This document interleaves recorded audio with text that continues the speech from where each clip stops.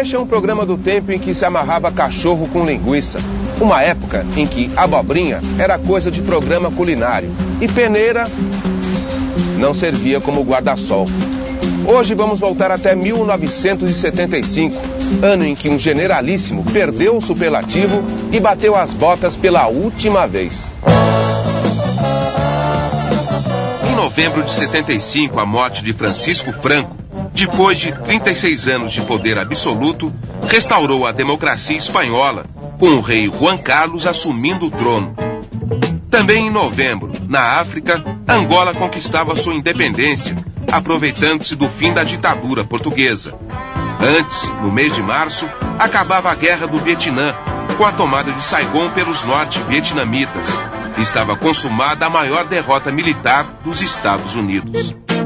Em 75, o Brasil vivia o segundo ano do governo Geisel, e os militares daqui sonhavam com a bomba.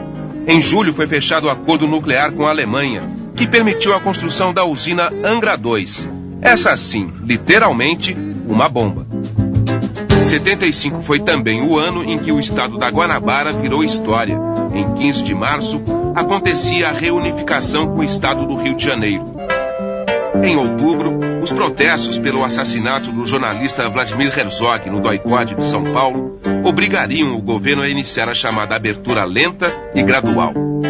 Mas em 75, a abertura mesmo ainda estava longe e bandeiras vermelhas só circulavam livremente dentro dos estádios. Bom para o Internacional de Porto Alegre, que no dia 14 de dezembro venceu o Cruzeiro por 1-0 e conquistou seu primeiro título nacional. O técnico do Colorado, naquela época, era Rubens Minelli. Tínhamos já uma base bem forte, né, montada pelo Dino Sani. E quando eu cheguei, nós tivemos a condição de contratar uns jogadores que faltavam, que eram pontos frágeis anteriormente. O Jorge Andrade, na ocasião, e o Edson Madureira já eram laterais que já estavam no final de carreira, e aí eu coloquei o Cláudio Duarte. Efetivei o Cláudio Duarte do lado direito e o Bacaria do lado esquerdo, né? O Tovar era um volante, saiu, aí eu botei o Falcão ali, né, que já tinha jogado com o Dino Sani. O Carpegiani e o Falcão, principalmente, eles tinham uma capacidade vital monstruosa, né? Então, quando os adversários começavam a marcá-los por homem, eu dava risada, porque depois de 40 minutos os caras não podiam mais acompanhar, né? Nós jogávamos um futebol onde todo mundo participava para atacar e para defender. Tinha prioridade quem estava com a bola para atacar, né? E todo mundo participava da parte defensiva na hora em que nós não tínhamos a bola. Aí marcávamos os adversários na saída de bola. E a partir daí, então, nós começamos a ganhar e acabamos sendo bicampeões brasileiros. E o ambiente era maravilhoso, porque o ambiente só é ruim quando o time está perdendo. Quando está ganhando, tudo está bom, né, para o jogador de futebol. A única coisa que existe é que, a partir de um determinado momento, quando eles conseguem uma notabilidade maior, eles começam a ficar chatos, né? Então o travesseiro está muito duro, o travesseiro está muito baixo, o bife está cru, entende? E aí começa o estrelismo, né? Nós tínhamos o caso, por exemplo, o Figueiredo gostava de ser o último jogador a entrar em campo, né? E o Falcão também queria ser o último. Então, na hora que o time estava na boca do túnel, faltavam dois. Era o Falcão e o Figueiredo. Estávamos os dois no banheiro esperando que um saísse para o outro entrar por último, né? Mas administrando bem, como nós administramos, nós tocamos bem o barco e realmente conseguimos uma situação maravilhosa.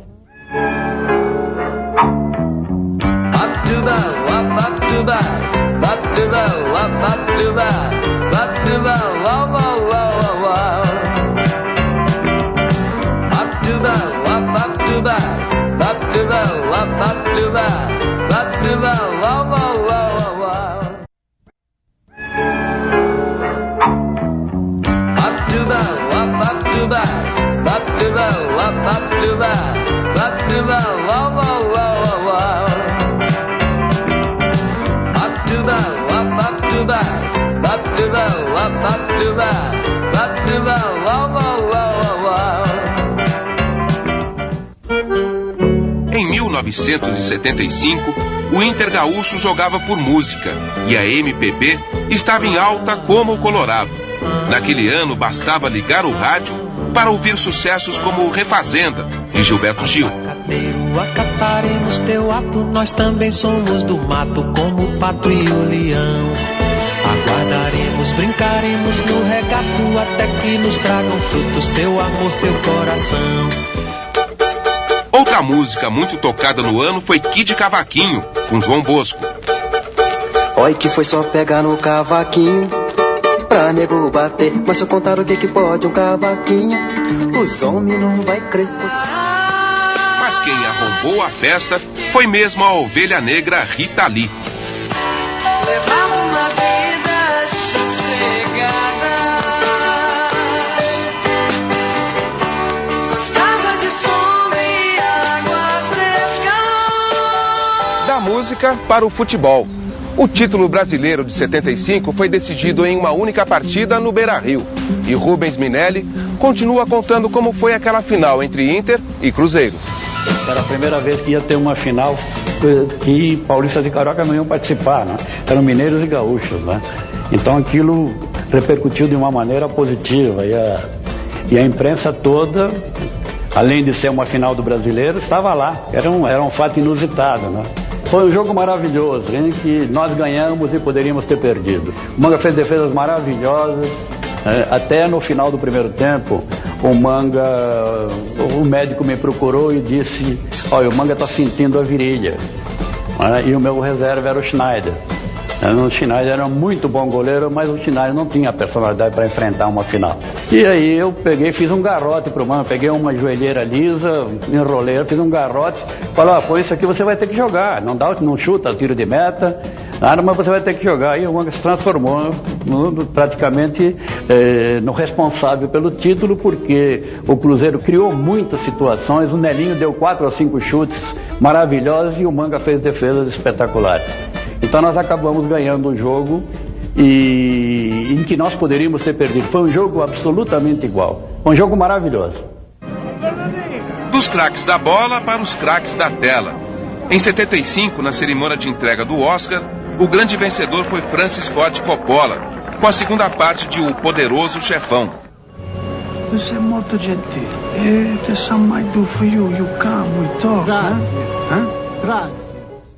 E o Oscar de filme estrangeiro ficou com uma das melhores realizações do gênio Federico Fellini, A Marcorde.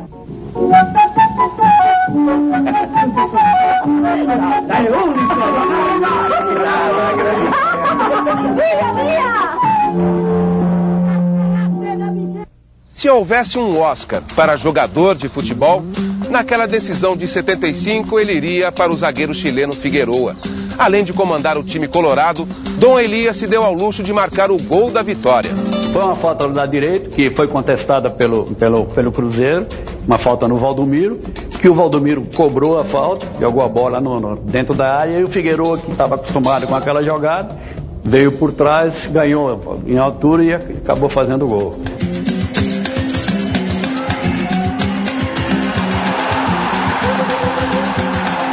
O grande líder do time era o Figueroa? Era, de todas as maneiras era. Ele era o capitão da equipe e ele tinha uma ascendência boa sobre os companheiros. Porque realmente ele era uma pessoa super positiva. Né? Porque hoje você vê, por exemplo, um líder de um time, ele é ele e o resto é o resto. Não é? Ele consegue ser o líder porque ele talvez tenha a melhor maneira de se expressar, entende? Ou então é a figura de proa da equipe, mas não é aceito pela unanimidade. E naquele tempo não existia isso, não. Havia um respeito muito grande.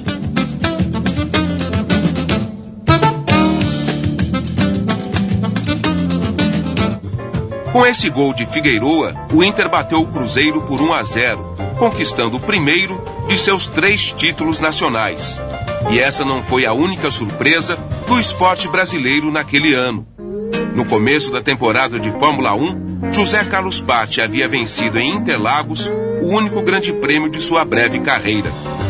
Em maio, Miguel de Oliveira venceu o espanhol José Duran e conquistou o título mundial dos médios ligeiros. Nos Jogos Pan-Americanos do México, em outubro, João Carlos de Oliveira virou João do Pulo, ao bater o recorde mundial do salto triplo. Em junho, Pelé, que já havia parado de jogar, voltou aos campos para defender o Cosmos de Nova York. E esse era o futebol do tempo que se amarrava cachorro com linguiça. Bons tempos aquele. Muito bom. Os cachorros não tinham fome, então você podia usar a linguiça como corrente. Refazendo tudo, refazenda. Up to bow, up to bow, up to bow, up to bow, up to bow, wow, wow, wow, wow. Up to bow, up to bow, up to bow, up to bow.